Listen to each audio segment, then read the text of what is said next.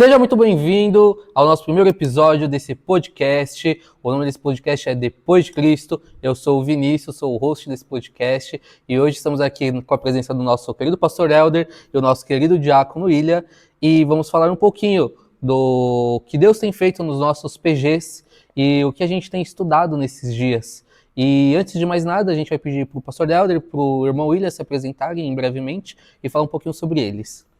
Bom, para quem não me conhece, eu me chamo Helder, sou casado com a Renata, pai do Rubem e do Caleb, sou natural de Manaus, Amazonas, e recebi o convite para vir para São Paulo, pastorear a igreja de Maria Virgínia há cerca de 5 anos e meio atrás, e desde então nós estamos aqui em família, buscando propagar o evangelho e cumprir a nossa missão. Então nós estamos aqui no Maria Virgínia já há 5 anos, de muito trabalho, de muito aprendizado também. Legal. E o irmão William? Bom, para quem não me conhece, eu sou o irmão William, sou diácono aqui dessa igreja. Eu me converti aos 12 anos de idade, lá na Igreja Batista em Monte Belo, Itaquaquecetuba, né, divisa da Zona Leste com a parte do interior de São Paulo. E pela graça de Deus, desde os 12 anos, venho servindo ao Senhor. Conheci minha esposa na igreja, no encontro de jovens. Sou casado com a Estela, tenho um filho, Matheus, tem 7 anos. Estou aqui nessa igreja já há 15 anos e pela graça de Deus temos trabalhado, né? Com a chegada do pastorado, o trabalho evoluiu com novos pensamentos, novas ideias, um modelo diferente de agir e Deus tem abençoado muito a igreja, estamos muito felizes. Eu estou muito feliz, na realidade, por poder participar desse momento especial. Legal, muito obrigado. Agora, com as apresentações feitas, as devidas apresentações, a gente vai para a primeira pergunta do nosso podcast, que é: o que são os PGs? Bom, maravilha. PG é o diminutivo de pequeno grupo. Legal.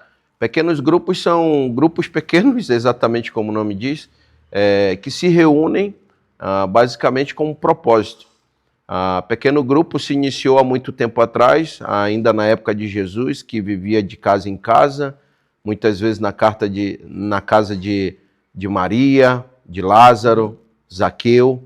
Muitas vezes se reunia nas casas das pessoas para poder ali propagar o evangelho.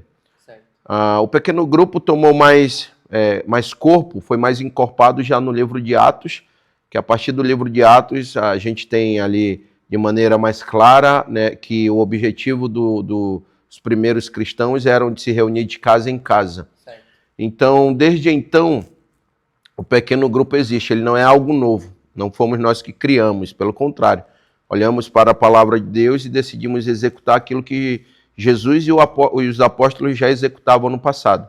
Então, para nós aqui, pequeno grupo é o encontro de grupos pequenos que são realizados na casa dos membros, aqueles que podem receber, e dividimos esses grupos por regiões para tentar atingir a todos e que ninguém fique de fora. Basicamente, isso é um pequeno grupo. Esse é o pequeno grupo. E por que vocês acham que esse formato tem dado certo hoje?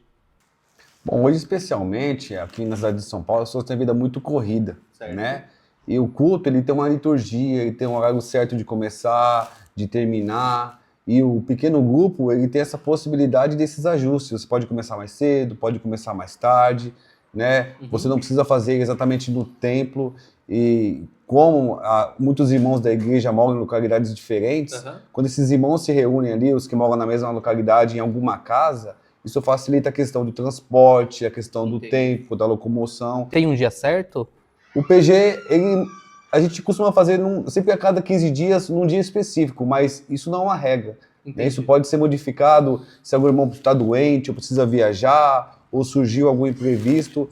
Então, o PG ele facilitou muito, principalmente numa cidade grande, é uma ferramenta importante na questão de locomoção e da questão da qualidade de tempo na vida das pessoas. Legal, a ideia então é ser dinâmico o PG, é isso? Exatamente. Legal. E quais foram os principais desafios no começo do PG? Bom, eu acho que o primeiro desafio é ter coragem, né? É olhar a necessidade, aquilo que a igreja precisa, o que ela está passando, e ter coragem para tomar essa atitude e fazer esse movimento com a igreja. Sim. Fazemos parte de uma igreja que desde sempre foi acostumada a ter um culto na quarta-feira, basicamente. Porém, quando eu cheguei aqui em São Paulo, observei que era um grupo com poucas pessoas participavam. Muito por isso, pelo que o irmão William falou. Primeiro porque temos membros que moram muito longe, moram inclusive em outras cidades. Então acaba sendo um pouco difícil de se locomover após o dia de trabalho para cá. A partir daí a gente viu essa necessidade. Não era apenas uma falta de desejo dos membros, era realmente algo que impedia-os de participar. Entendi. Então, o primeiro desafio foi ter coragem de propor para a igreja um novo sistema, ou experimentar uma nova forma, de não esperar as pessoas virem até a igreja, mas de levar a igreja até as pessoas. Certo. Então, esse foi o primeiro desafio. O segundo foi capacitar os líderes, trazer os líderes para um treinamento, mostrar de forma eficaz e na prática como é que o pequeno grupo funciona. Então, eles foram lá para a minha casa, na minha casa eu mostrei, fiz exatamente o que o PG precisa acontecer para que eles pudessem tomar nota e executar logo em seguida. Aí a gente vai para a próxima etapa, que é a execução. Então, como eu disse no primórdio, é que a gente dividiu pessoas por área, por zona do bairro ou da cidade. Quem mora próximo da igreja tem um PG próximo da igreja. Certo. Mas aí a gente também foi mapeando onde os membros moravam para tentar levar o PG mais para perto das suas casas e assim facilitar a vida desses irmãos. O outro desafio foi encontrar as casas, os irmãos que poderiam receber os pequenos grupos, que de forma generosa pudessem abrir a porta da sua casa, e muitas vezes não é só da casa, mas também do coração, para receber os irmãos com generosidade, que é um dos exercícios que o PG basicamente solicita daquele que recebe ou que abre a porta da sua casa. É um exercício de generosidade. Vocês sentiram alguma dificuldade no começo dos irmãos abrirem suas casas para outros irmãos? Não de abrir a casa, mas no começo eu senti que houve um pouco de resistência quanto a uma mudança de não haver mais o culto na quarta-feira. Eu estou na Igreja Batista já há 31 anos e até hoje existem igrejas que fazem culto na quarta-feira. Então essa mudança de tirar o culto de oração na cabeça de alguns irmãos era algo muito ruim, porque talvez a igreja pudesse ficar mais fraca, os membros mais desanimados. Então assim, não apenas foi um ato de coragem da parte do pastor, mas de persistência, de falar assim, olha, vamos tentar fazer algo para que se envolvesse a igreja. No culto de oração, por exemplo, às quartas-feiras, se a gente pegar uma porcentagem, nós tínhamos aqui de 100%, 10% dos irmãos na igreja. Né? Essa era a porcentagem média que nós tínhamos aqui no culto de quarta-feira. Com o PG, essa porcentagem mudou. Hoje, mais de 90% dos membros participam do PG. Né? Então, assim, passou a participar muito mais, a ter uma atividade, né, eficaz na vida das pessoas de fato, mas teve que, lá no começo, realmente insistir com a ideia de mudança, porque a mudança, realmente, ela não é fácil. As pessoas, elas relutam muito contra a mudança, contra algo que é feito há muitos anos, né? Exatamente. Sempre foi feito assim, né? Mas será que isso é eficaz? Será que isso, de alguma maneira, está ajudando na expansão do reino? E uma coisa importantíssima da ferramenta do PG, que é bom destacar, é que o PG, ele é primordial para quem está chegando na igreja. Quem está chegando na igreja é indicado para um PG, ele faz comunhão, ele passa a conhecer a casa de alguns irmãos, e aí a proximidade se torna mais fácil. Mais fácil do que antes, quando as pessoas apenas vinham para um culto, participavam da liturgia, mas você não sabia quase nada da vida da pessoa, onde morava, com quem vivia, as dificuldades que enfrentava. Então tudo isso foi, aos poucos, foi quebrando, né, essas barreiras. E hoje, naturalmente, as pessoas do PG, elas se abrem, né, comentam coisas do seu dia a dia e que ajudam aos irmãos saberem o que está acontecendo. E também em oração, às vezes a gente dá risada, às vezes a gente se emociona no PG, e tudo isso é muito bom. No final, então, pelo que eu estou entendendo, é que a gente fazia culto de quarta-feira todas as semanas e vinha menos de 10% da igreja, e agora a gente tem quase 90%, às vezes até mais, de participantes, e basicamente continua sendo um culto de oração, só que nos lares, é isso então? É basicamente isso. Não sei se tem uma pergunta do propósito do PG, mas esse era um dos propósitos. Entendo. O PG ele tem vários propósitos e cada pastor ou cada dirigente deve pensar nesse propósito antes de tomar a decisão de trazer o PG para a sua igreja. Certo. Quando eu tomei a decisão, não era apenas por uma questão de pouca participação. Uhum. Essa, sem dúvida nenhuma, era a principal, mas tínhamos outras questões que eu gostaria de trazer para a igreja e fortalecer entre os irmãos, que era a questão da comunhão, da relação, ter uma relação mais próxima, de intimidade, porque muitas vezes o culto formal não nos permite essa relação de uma fala ou de uma escuta ativa, e o PG ele traz tudo isso, ele é mais informal, mas também dá mais a liberdade para o membro, tanto de falar o que está passando e sentindo, e muitas vezes o próprio PG já entra com ação para resolver essa situação, como nós temos vários casos que vem acontecendo, mas como também de relação de irmandade, de ser mais próximo, de desenvolver uma comunhão mais profunda do que aquela que o culto formal muitas vezes não oferece. Então, a ideia era também trabalhar e fortalecer os laços, as relações entre os irmãos, que é o que vem acontecendo. Nós temos hoje, acontecendo na nossa igreja, está acontecendo na nossa igreja mais relação, mais aproximação. As pessoas são mais próximas. Mais próximas, exato. E também serve hoje como uma porta de entrada para aqueles que estão chegando na igreja e que muitas vezes têm uma dificuldade de se envolver com a mesma porque não tem relação. E assim que chega já ganha um grupo para ele. Exatamente. Hoje, o que nós estipulamos? Uma pessoa que chega na nossa igreja, uma nova pessoa, ela participa de alguns cultos e a gente vai observando se ela realmente tem interesse de permanecer aqui na igreja, e a partir disso ela é encaminhada para um PG mais próximo da casa dela, para que ela possa desenvolver comunhão, para que ela possa desenvolver o aprendizado e para que ela também possa desenvolver, como eu posso dizer, profundidade na relação ou nas relações da igreja e com Cristo. Interessante. Então, com isso eu chego a uma pergunta muito importante para mim, que é: como os temas são definidos no PG hoje? Como é que você tira da sua cabeça? Óbvio, é da sua cabeça, né? Mas de onde saem os temas? Porque para trabalhar tudo isso envolve comunhão, envolve aprendizado, envolve diversas outras coisas ali. E como sai isso? O tema ele vai muito da sensibilidade do pastor. Ele precisa observar a sua comunidade, a sua igreja, e ver qual é a carência dela. Certo. A partir que eu consigo observar essa carência, eu determino a direção, aquilo que nós vamos abordar nos pequenos grupos. Sim. Escolhemos textos ou livros que abordem ou nos fortaleçam nessa situação a qual nós estamos fragilizados por momento ou no momento. Certo. Então, o que acontece? Eu olho para a igreja, vejo a necessidade e logo penso num livro ou no texto que nós podemos trabalhar a partir de então.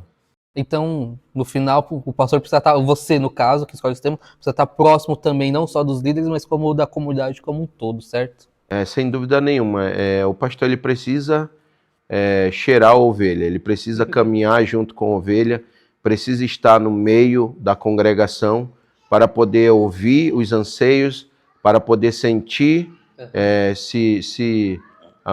sentir o que as pessoas estão sentindo, mas também, claro, seu olhar de líder, observar aquilo que é necessário para conduzir o povo. Legal. Hoje, como eu faço parte da igreja também, eu sei que a gente está terminando o livro de Gálatas agora, né? A gente está chegando no final do livro de Gálatas. O que vocês podem falar um pouco do livro de Gálatas? Por que o livro de Gálatas é tão interessante de se trabalhar nos PGs hoje? Pelo menos na nossa comunidade. O livro de Gálatas é uma questão importante. Nós temos ali o apóstolo Paulo, né? O apóstolo que Deus escolheu para os gentios, Certo. lutando e rebatendo dentro da própria igreja o judaísmo. Ou seja, costumes, é um grupo de irmãos que queriam introduzir dentro da igreja um peso desnecessário sobre os membros da própria igreja. Entendi. Então, aceitava Jesus, vivia pela graça, mas tinha que guardar o sábado, tinha que ser circuncidado, né? E houve questões importantes. A Bíblia fala de um debate entre o apóstolo Paulo e o apóstolo Pedro, né? Exato. Que o apóstolo Paulo falou assim: olha, como é que você, quando os judeus não estão aqui, você age como gentil, e quando os judeus chegam, você muda de atitude. Sim. Você tem que ser o que você é, de fato, né? E o apóstolo Paulo, ele é muito incisivo na questão de você viver pela graça de Deus. A fé em Jesus, ela é suficiente. Não precisa de Jesus e mais nada. Eu gosto muito de um versículo, João 14,6, onde Jesus se coloca como o caminho, a verdade e a vida. É suficiente. Não precisa de mais nada. Então o apóstolo Paulo, ele combatia muito isso, sobre a questão da religiosidade, dos rituais.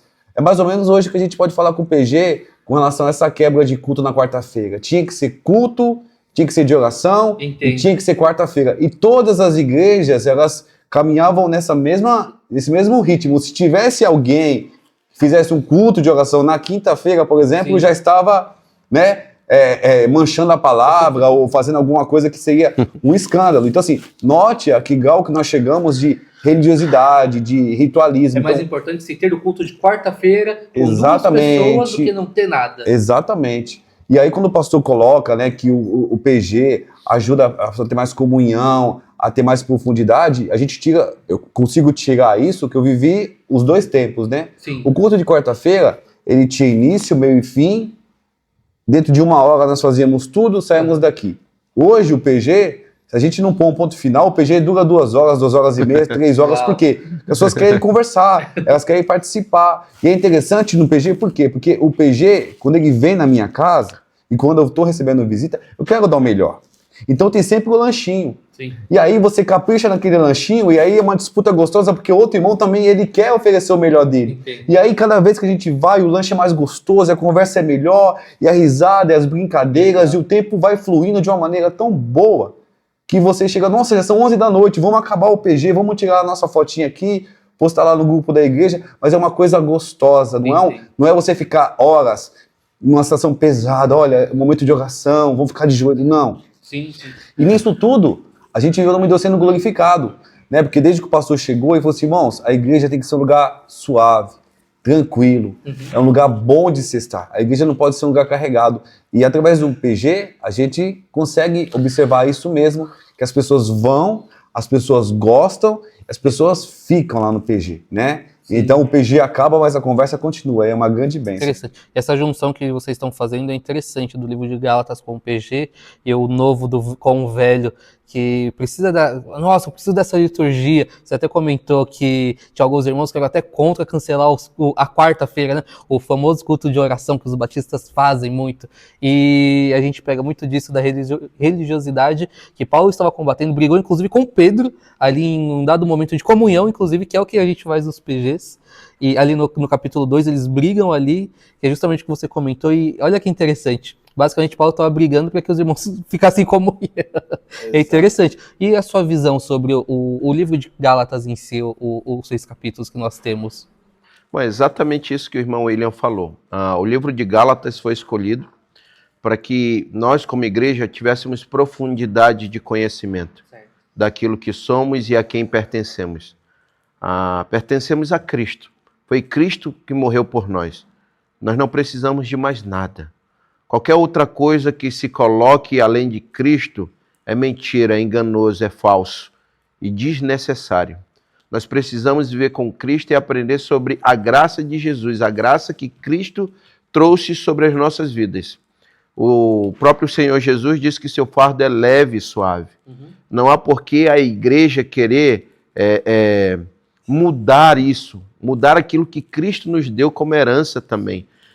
Quando o irmão William fala sobre essa questão de que Paulo, como o conhecido apóstolo dos gentios, exatamente para tentar tirar esse fardo da religiosidade que Pedro e outros apóstolos queriam ainda manter sobre os novos convertidos, principalmente sobre os novos convertidos. E Paulo luta contra isso, né? Há uma grande discussão também no livro de Atos, capítulo 15, sobre isso. Que eles entram num grande debate sobre essa questão. É o concílio, né, que eles fazem. Exatamente. A base do cristianismo, no meu ponto de vista, vem muito de Gálatas. É aprender a viver essa nova vida. Uma vida de graça e pela graça. Quando eu digo de graça, não digo que recebemos de graça, mas sabemos que teve um alto preço, que foi pago um alto preço. Mas foi pago um alto preço não para que a gente voltasse a se acorrentar em qualquer outra coisa, inclusive a uma igreja ou uma religião. Sim. Nós somos livres, Jesus nos libertou de tudo e de todos. O que nós precisamos agora é, com sabedoria, buscar a direção na palavra, mas também ter o ouvido e o coração sensível àquilo que Cristo segue falando aos nossos corações. E ele segue falando. Então, Gálatas foi essencial para que nós, como igreja, pudéssemos descobrir essa liberdade. E talvez o maior desafio da liberdade é não usar dessa liberdade para dar ocasião à carne, porque é o que muitos têm medo. Mas acredito que quando conhecemos profundamente a palavra e o amor de Cristo, certamente não daremos oportunidade à carne. E aqui um pouco do livro de Gálatas fala também, ainda que um anjo viesse do céu e falasse de outro evangelho para vocês, considere isso mentiroso, anátema. Exato. E é interessante isso, porque no final a gente não está perdendo a essência do que é a palavra de Deus, certo? Exato. A gente só está, na verdade, voltando aos primórdios, que era se reunir em casas, correto? Como o pastor mesmo falou na sua introdução ali. E é interessante porque para muitos isso pode parecer chocante ou diferente, quando na realidade não é. Né? O que nós precisamos sempre é voltar à essência. Entender que o simples, aquilo que a palavra de Deus nos orienta, é o que é mais importante. Nós não precisamos de mais nada, somente seguir executando aquilo que Jesus nos deixou e ensinou. Entendi. É voltar para aquilo que era feito no passado. Não precisamos de muito incremento. Nós precisamos viver o evangelho na sua essência. Sim. E não existe essência do evangelho se não existe partilha, se não existe pregação, se não existe comunhão. E é tudo isso que o PG traz hoje para a nossa igreja. Senão no final tudo fica um rito, né? Não uma coisa gostosa de se fazer, que é a comunhão com os irmãos, correto? Agora, me traz um pouco da sua visão, da sua perspectiva do que você tem vivido no PG como líder de PG. Hoje você é líder, certo? Lá no PG, lá da sua região. O que você tem sentido dos irmãos que estão no seu PG e até dos outros líderes de PG? Vocês conversam, não? Um pouco? Então, traz essa perspectiva pra gente do que você tem vivido e sentido. Todos os líderes de PG, eles são unânimes em dizer que a comunhão aumentou, que é um prazer poder estudar a palavra de uma maneira mais suave, mais tranquila, dentro de uma casa, com maior liberdade de expressão, dando oportunidade para que todos possam falar. Eu acho muito interessante essa colocação, porque como eu me converti muito cedo, eu posso me denominar um batistão, né? Aquele batista das antigas, que tinha que ser tudo daquele jeitinho ali, regrado, quadradão, porque se saísse da linha, você já estava contra os princípios da palavra. E hoje eu consigo ver bem, né, a multiforme graça de Deus, né, as maneiras diferentes que nós temos de adorar o Senhor e de alcançar pessoas. Porque se a igreja ela não tentar, de alguma forma, alcançar a comunidade que está à volta dela, ela perde o sentido, ela perde o porquê de estar no lugar, ela perde a referência, ela perde a essência dela principal, que é de levar a palavra. A Bíblia diz que a igreja ela é a coluna e firmeza da verdade. Então, João 17, Jesus diz que a palavra é a verdade. Então, a igreja sustenta a palavra. E como que a igreja vai levar essa palavra às pessoas? Certo. Então você tem que mudar o método. Hoje, entregar folheto não resolve, convidar pessoas para a igreja não resolve. Hoje a igreja tem um projeto em que as pessoas vêm até a igreja. Legal. E através desse projeto que a igreja tem, pessoas são alcançadas, pessoas têm gratidão no coração por aquilo que a igreja oferece. Uhum. E aí, lógico, você tem comunhão, você tem contato. Quando você faz o convite, é muito mais fácil essa aproximação. Então eu posso dizer, como líder de PG e como membro da igreja local, que eu estou no processo de transformação. Mas é uma transformação boa, né? É como se fosse do largato para a borboleta. Porque assim, a gente vivia num casulo, fechado realmente, seguindo as regras. Eu me lembro bem que eu saí da minha casa, né? Às vezes ficava no ponto quase 1 hora, porque eu tinha que estar aqui no culto de quarta-feira. Nem que tivesse um irmão, 2 irmãos, mas eu tinha que estar aqui. Só que a gente tem uma noção mais ou menos de quilometragem, para quem conhece entende, mas quantos quilômetros você está da igreja mais ou menos? Eu estou a mais ou menos daqui até minha casa de 9 a 10 quilômetros. 10 quilômetros, né? Dá o quê? Uns 15, 20 minutos? Isso sem trânsito de carro. Sem nada, né? Agora de carro ali vai uns 25, 30 minutos. E você vinha de ônibus. Em média. né? O que de ônibus se transforma em 1 hora, Sim. porque o ônibus ele é mais lento, Você né? esperar chegar Trânsito, também. o ponto, tudo. Então, às vezes, eu saía daqui às 9, chegava em casa às 10 e pouco, mas aquela sensação cumprida, eu fui no culto de quarta-feira. E não, na realidade não era isso, porque era um sacrifício que não estava atingindo pessoas, Sim. ou não da maneira eficaz.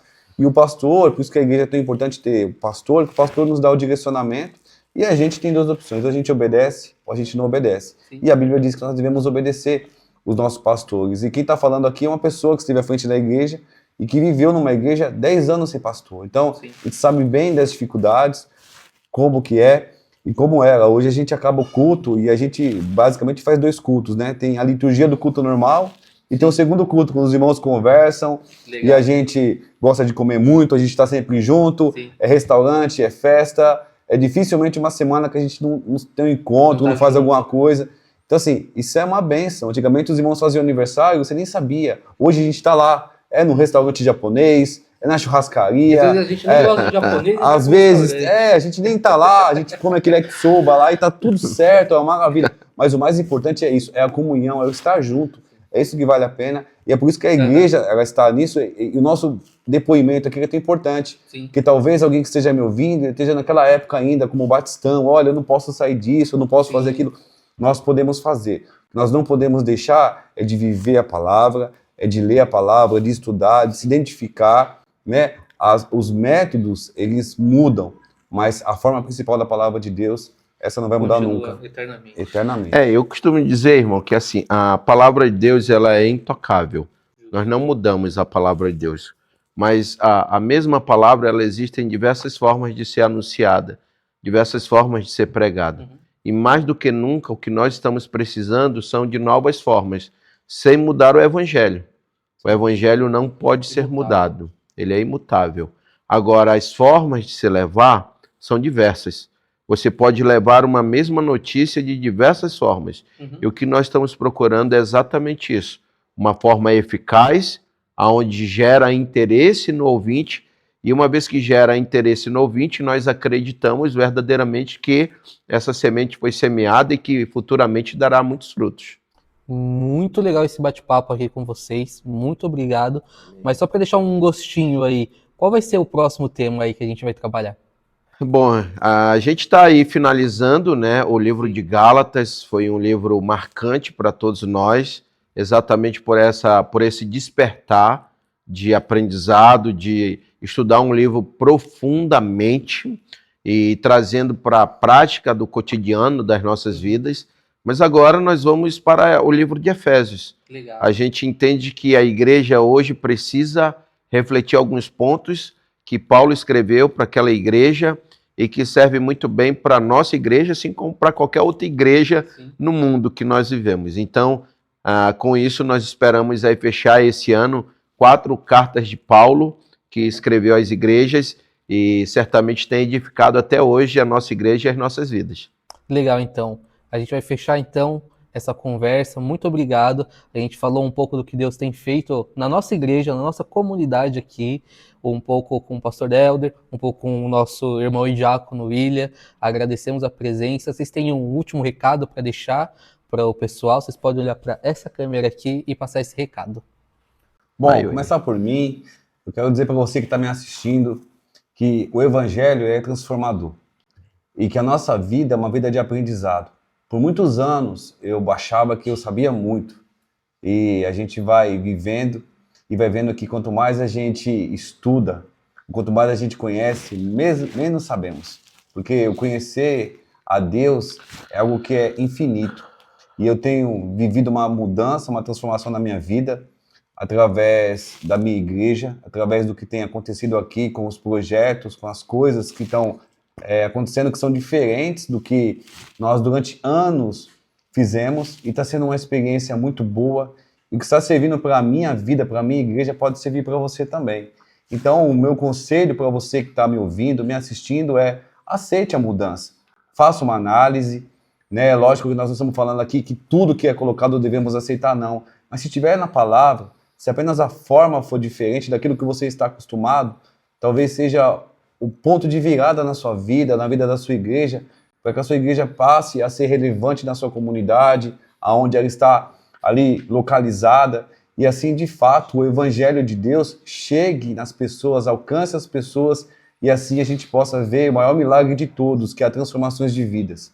Pessoas são importantes, pessoas vão para o céu.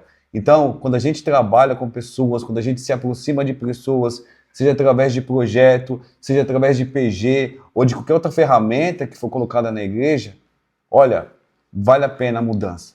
Porque muitas vezes essa mudança, ela vai transformar a sua vida, assim como tem transformado a minha, que hoje, além de líder de PG e diácono, às vezes no final do ano eu me torno ator, né? Eu faço peças teatrais, eu canto, faço de tudo que é necessário. Mas a gente vê pessoas se convertendo ao Senhor Jesus. E isso não tem preço. Saber que através de você, você é um instrumento vivo para ser usado para que pessoas alcancem o Evangelho ou para que pessoas tenham a vida transformadas, é a maior bênção. Então esse é o meu recado. Esteja aberto à mudança. Isso vai fazer bem para a sua vida, tenho certeza. É isso. Amém. Eu acho que depois dessa mensagem não tem muito o que se falar. Foi linda, né? Amém. Bom, o que eu deixo é que nós, como povo de Deus, precisamos continuar sendo renovados pela palavra. A palavra de Deus precisa seguir renovando a nossa vida, a nossa mente e o nosso ser. Lembrando que aquele que começou a boa obra em mim ainda não completou e segue me aperfeiçoando dia após dia, desde que eu me mantenha aberto e disposto a essas mudanças. Todas as mudanças que estamos propondo aqui não vêm apenas de uma cabeça ou de um coração. Todas devem nascer na palavra de Deus. Então, fuja de toda mudança que foge da palavra de Deus. É isso que você tem que fugir. Mas as mudanças que vêm pela palavra, essas nós precisamos absorver, porque certamente irão transformar a nossa vida, a nossa família e a nossa sociedade. Lembrando que mais do que nunca, o mundo precisa da ação da igreja. O mundo precisa de mim e de você. Nós somos o plano de Deus para este mundo. O que nós precisamos é buscar com muita sabedoria um jeito e uma forma de alcançar os ouvidos para logo após, quem sabe, alcançar o coração para Cristo. Como o próprio irmão William falou, hoje é muito difícil. Você que mora em São Paulo sabe muito bem disso. Entregar um folhetinho na rua, evangelizar de porta em porta, está ficando cada vez mais difícil. Por quê? As pessoas não querem o evangelho? Não, eu não acredito nisso. Eu acredito que as pessoas seguem com o coração aberto para o evangelho. O que elas não querem mais é religiosidade. É aquilo que era feito há 20, 50 anos atrás. Mas elas querem a Cristo. Então o que é que nós precisamos fazer? Buscar um novo jeito, uma nova forma de pregar o evangelho. E uma dessas formas, talvez, a mais eficaz, que está funcionando aqui para a gente, pelo menos, é de trazer as pessoas para perto. A gente tem elaborado atividades, ações, cultos, programações e até mesmo um projeto. Mas tudo isso para quê? Para trazer as pessoas para perto. Para uma vez que a gente ganhar os ouvidos dela, a gente tenha condições de pregar com autoridade sobre a vida delas. E tem dado certo por aqui. A gente tem conseguido, sim, alcançar pessoas, vidas, famílias, e louvamos a Deus por isso. Louvamos a Deus por tudo que nós estamos vivendo e por essa nova fase de renovo sobre a nossa igreja. Renovo através da sua santa palavra. Então, agradeço, feliz de estar participando desse formato, que também é novo, é mais uma novidade que está chegando, e é isso. Nós agradecemos imensamente, então, ao convite de poder partilhar e trazer um pouco de tudo aquilo que Deus está fazendo aqui no nosso meio. Muito obrigado. Agora, para você que está assistindo a gente aí, chegou até aqui, quer participar de um PG, quer entender como funciona a nossa igreja, entre em contato com a gente através do Instagram, das redes sociais, a gente tem um site, entre em contato através do site, vai ficar aqui embaixo, em algum lugar por aqui, tudo bem? E é isso, pessoal. Quer participar de um PG? Entre em contato com a gente. Se você conhece alguém que precisa escutar esse podcast, se você conhece alguém que precisa de algo novo, de viver a igreja fora dos domingos, manda esse podcast para essa pessoa também. É nóis, valeu! Tchau, tchau. Tchau, gente. Tchau, Obrigado. gente. Obrigado.